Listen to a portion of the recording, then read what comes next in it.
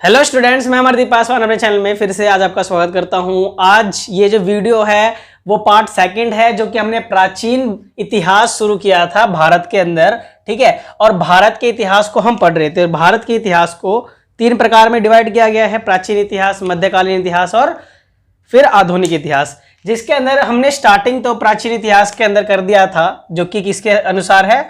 हड़प्पा सभ्यता के अनुसार है। तो हड़प्पा सभ्यता के अंदर कृषि किस प्रकार की जाती थी, यानी कि वहां पे निर्वाह किस तरीके से करते थे, हमने ये जाना। ठीक है, कि 4 तरीके से वो क्या करते थे? निर्वाह करते थे। वो 4 तरीके कौन से थे? वो 4 तरीके थे कृषि से और व्यापार से और जानवरों के मतलब पशु पालने से। ठीक है, और जो एक चीज था वो है शिकार से। ठीक है, तो इन चारों तरीके से वो क्या करते थे? निर्वाह करते थे हड़प्पा सभ्यता के लोग। ठीक है, तो हड़प्पा सभ्यता के लोग निर्वाह करते थे। और कृषि के अंदर सफेद चना, जो तुम छोले भटूरे खाते हो, ठीक है, दिल्ली में सबसे फेवरेट डिश है छोले भटूरे, है ना? तो उस छोले भटूरे के अंदर सफेद चना यूज किया जाता है। और उस टाइम पे, आज से कितने साल पहले? 2600 साल पहले उस टाइम पे उगाया जाता था।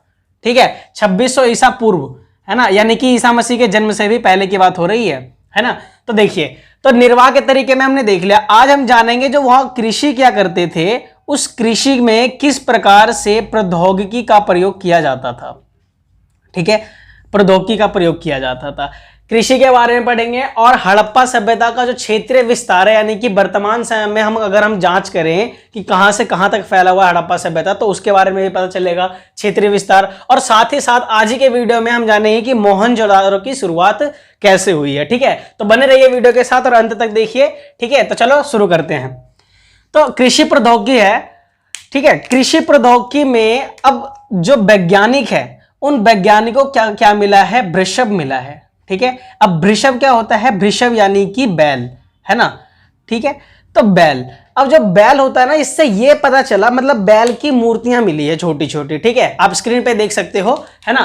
तो वृषभ यानी कि बैल की जो मूर्तियां मिली है, ये बैल की मूर्तियां से ये पता चलता है कि वो जो लोग कृषि किया करते थे, उस कृषि में बैल के द्वारा मतलब काम करवाया जाता था और कृषि की जाती थी। अब बैल के द्वारा कैसे? उनको हल के प्रमाण मिले। हल कैसे होता है? इस प्रकार से होता है, और यहाँ पे ऐसे बना होता है, जहां पे 2 इस प्रकार से भैंस होते हैं बंधे हुए। ठीक है, और यहां से पकड़ करके इसको इस तरह में होता है और खेत में जुताई करते हैं, है ना? तो बैल के अनुसार क्या करते थे? खेतों में जुताई किया करते थे। ये सारे प्रमाण मिले हैं, ये सारे बाकायदा सबूत के तौर पर मिला है। किसको मिला है? तो वैज्ञानिकों को, पुरातत्वविदों को मिला है। ठीक है, तो इनको मिला, और इससे ये क्या पता चलता है कि कृषि। और आपको मैं बता दूं, दो शहर हैं, एक तो है बनावली। ठीक है, अब बनावली जो है वर्तमान समय में, उस टाइम पे तो बनावली कहते थे, वर्तमान समय में हम कहते हैं इसको हरियाणा। ठीक है, हरियाणा। और एक और है जिसको हम बोलते हैं कालीबंगन। क्या बोलते हैं? कालीबंगन। ओके, और उस टाइम पे इसको क्या बोला जाता था? राजस्थान। राजस्थान बोला जाता था। ठीक है, इन दोनों जगहों पे, इन दोनों स्थान पे अगर हम बात करें इंडिया के अंदर, तो यहाँ पे हरियाणा है, इधर राजस्थान है। तो इन दोनों स्थान पे खेत जो मिले हैं वो जुते हुए खेत मिले हैं, और जुते हुए खेत से मिले हैं। और बीच के अंदर जो होता है वो बाउंड्री भी बना करके रखते हैं, जिससे ये पता चल रहा है कि एक ही समय में, यानी कि एक ही टाइम पीरियड में 2 अलग अलग प्रकार के फसलें उगाया करते थे।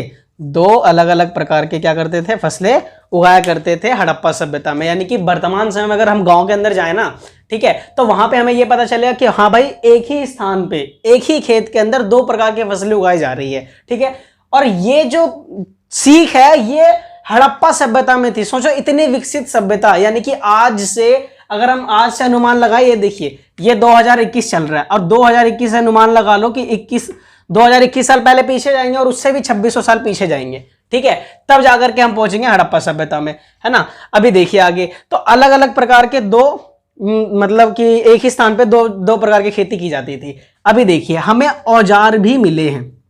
क्या मिले हैं? औजार। ठीक है, आप स्क्रीन पे देख सकते हो, ये हाथों से बनाए गए औजार हैं, जिसके अंदर लकड़ी और पत्थर का यूज करके हाथों से बनाया गया है। और ये औजार किस लिए होता था? ये औजार होता था जो खेत के अंदर फसलें होती थी ना, ये जो फसलें उगाई जाती थी खेत के अंदर, इसकी कटाई के लिए इन औजारों का प्रयोग किया जाता था। ठीक है, यानी कि हड़प्पा सभ्यता खेती भी करना जानते थे।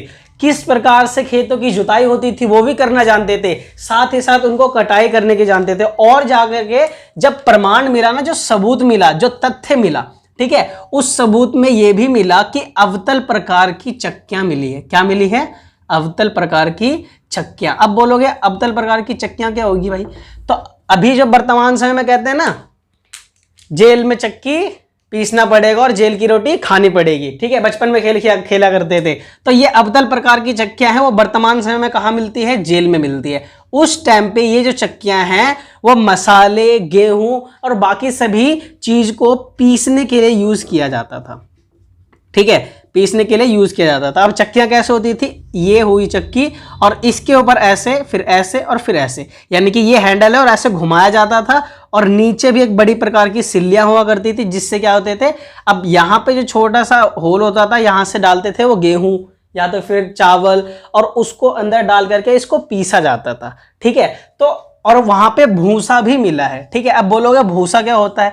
तो भूसा जो गाय को चारा दिया जाता है ना, जैसे कि आपने धान देखा होगा, ठीक है, तो धान के अंदर से जब चावल निकाल लिया जाता है और उसका जो पार्ट बच जाता है, उसका जो खोखला हिस्सा बच जाता है, उसे हम कहते हैं भूसा, जो कि गाय के चारा के लिए दिया जाता है, ठीक है। तो इस भूसा का भी क्या मिला हमें? सबूत मिला है। कहां से?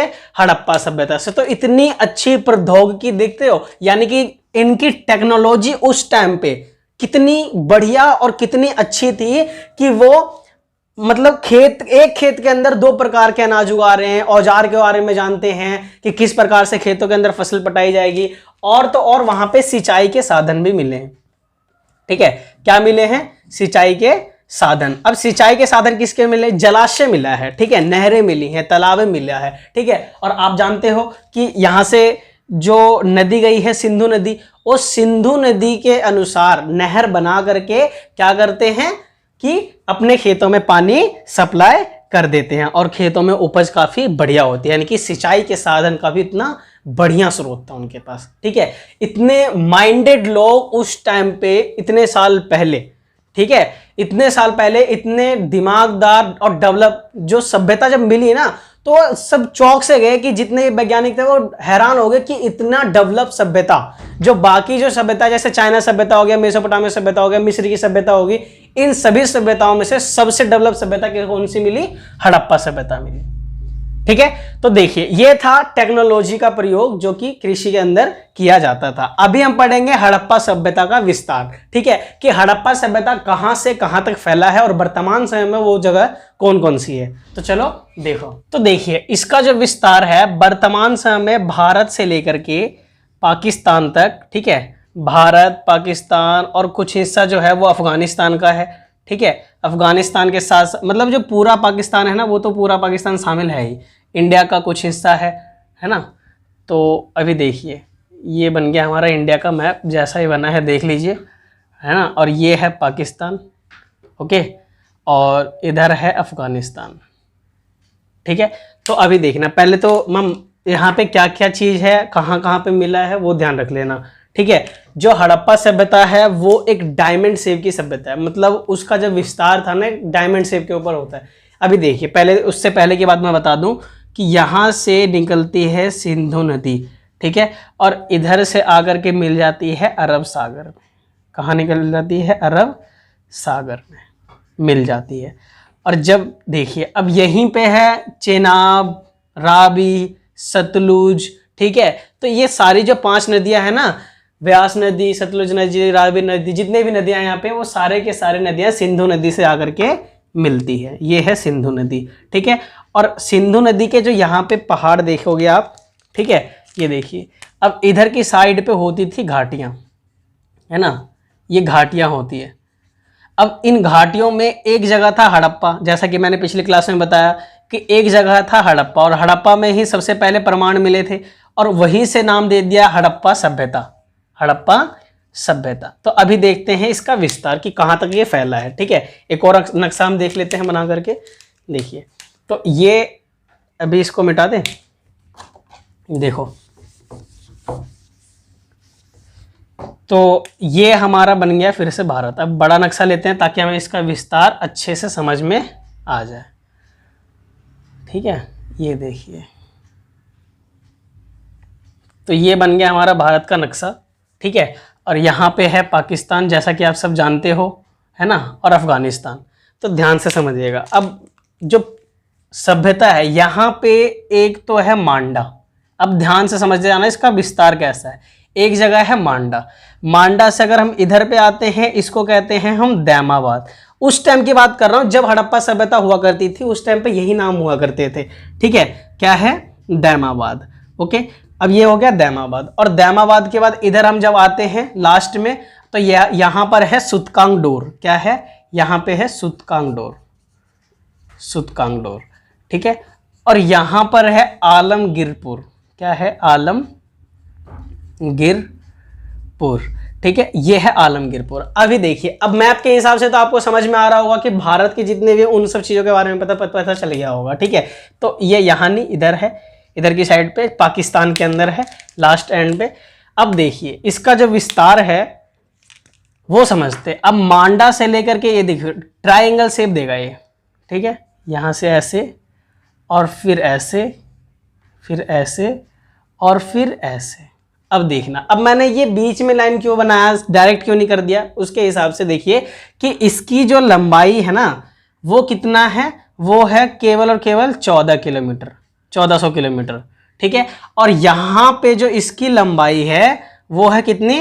1600 किलोमीटर, ठीक है। यानी कि इतना डिफरेंट है इसमें, यानी कि 200 किलोमीटर का डिफरेंट है हॉरिजॉन्टल और वर्टिकल में, ठीक है। तो ये अभी जो आलमगीरपुर है उसको हम बोलते हैं यूपी, यानी कि उत्तर प्रदेश इसको हम बोलते हैं। और उत्तर प्रदेश का ये पश्चिम भाग है, पूरा भाग इधर है, पश्चिमी भाग इधर है, ठीक है। तो पश्चिमी जो भाग है वो क्या है? पश्चिमी भाग से लेकर के यहाँ पे जम्मू कश्मीर हो गया, ठीक है। और जम्मू कश्मीर से इधर महाराष्ट्र, जो कि अभी जब पहले दैमाबाद बोला जाता था उस टाइम, अभी क्या बोला जाता है इसको? अभी इसको बोला जाता है महाराष्ट्र। और ये कहाँ है? ये है पाकिस्तान में, ठीक है। कहाँ है? पाकिस्तान में।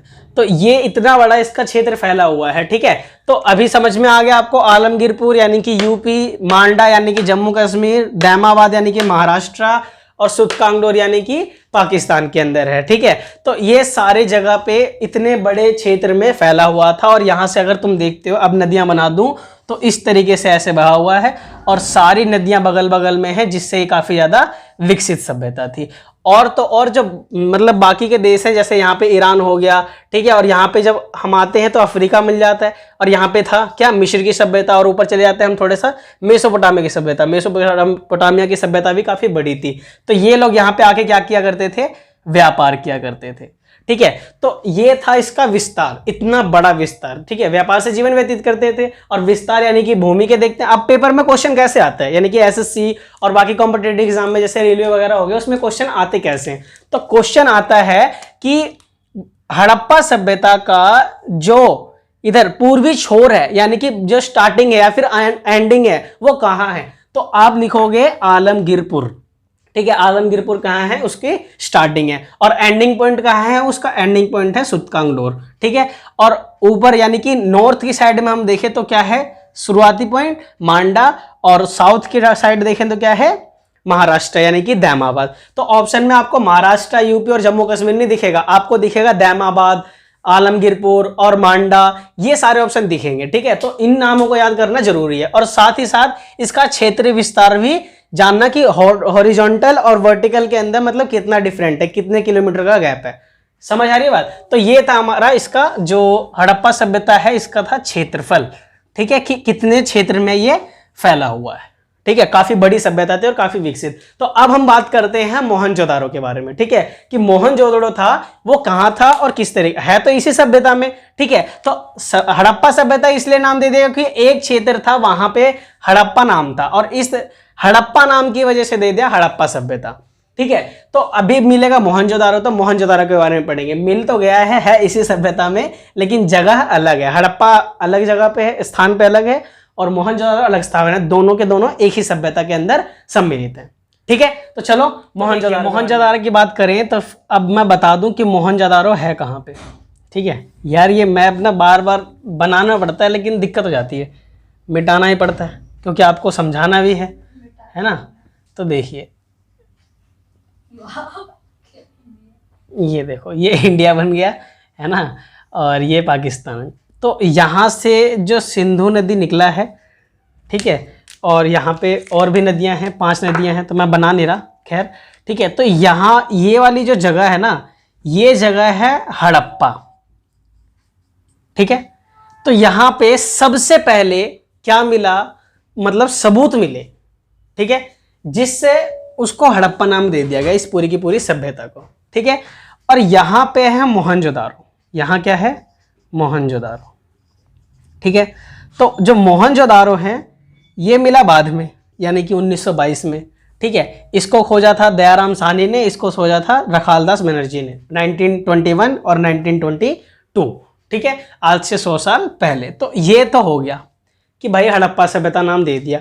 लेकिन अगर हम संस्कृति की बात करें ना, और हम पुरास्थल की बात करें, किसकी बात करें, पुरास्थल की बात करें। अब बोलोगे पुरास्थल क्या होता है, अभी बताते हैं पुरास्थल क्या होता है भाई साहब, ठीक है।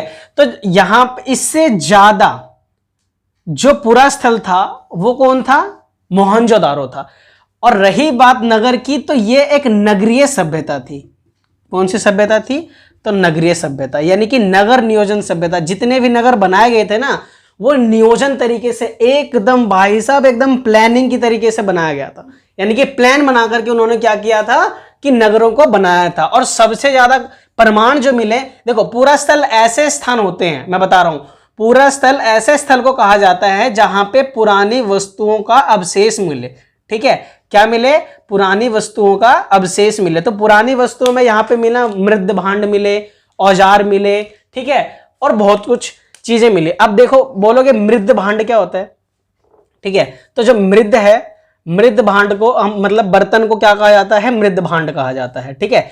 तो ये होता है मृद भांड। इन सब चीजों का अवशेष मिला, और इन सब चीज, और नगर नियोजन जो वहां पे नगर मिले हैं ना, नगर नगर तक मिल रहे हैं, सोच लो खुदाई के दौरान। क्योंकि अगर इतनी बड़ी सभ्यता है और इतने बड़े नगर हैं, ठीक है, अगर हम हजारों साल बाद उसको चेक करें, लगभग कितने हो गए, अगर हम 1900 की बात करेंगे तो ज्यादा ही तो हो गए ना, करीब 40 साल से ऊपर, 40-45 साल से ऊपर हो गए, है ना।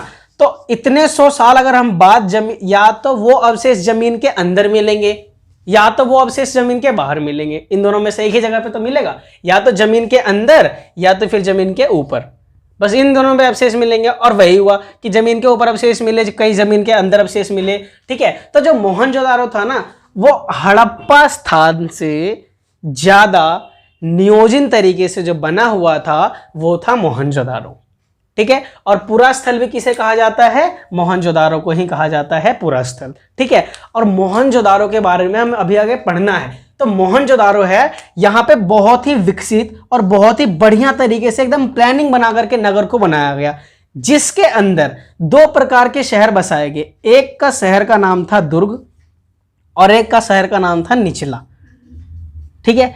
दुर्ग शहर और निचला शहर, ठीक है, दुर्ग शहर और निचला शहर, ये 2 प्रकार के शहर बसाए गए। कहां पे, मोहनजोदारो में। सबसे विकसित देख लो, सबसे विकसित, यानी कि वर्तमान में जो हम देखते हैं ना कि इतने बढ़िया तरीके से हमने बनाया हुआ है। दिल्ली के अंदर तुम गलियां देखोगे तो छोटी छोटी गलियां होती है, ठीक है, चांदनी चौक की गलियां देखोगे, लेकिन वो जो गलियां होती है ना, वो इतने मैनेजमेंट तरीके से बनाए गए हैं ना कि बहुत अच्छा लगता है, ठीक है। यानी कि जो लोग हैं ना, वो बढ़िया तरीके से जिंदगी जीते हैं। तो वर्तमान समय में इतना अच्छा होने के बावजूद उस टाइम पे, आज से कितने 100 साल पहले, हजारों साल पहले जाकर के हमें पता था कि इस तरीके से, जिस तरीके से हम रह रहे हैं ना, उस तरीके से उस टाइम पे रहा करते थे। आखिर ऐसा कैसे हो सकता है, ठीक है। तो दुर्ग शहर और निचला शहर, इन दोनों के बारे में पढ़ेंगे अगली वीडियो में। और लास्ट वीडियो का अगर आपने नहीं देखा पार्ट, तो उसको जा करके आप जरूर देखना, क्योंकि वो सबसे ज्यादा इंपॉर्टेंट है, ठीक है।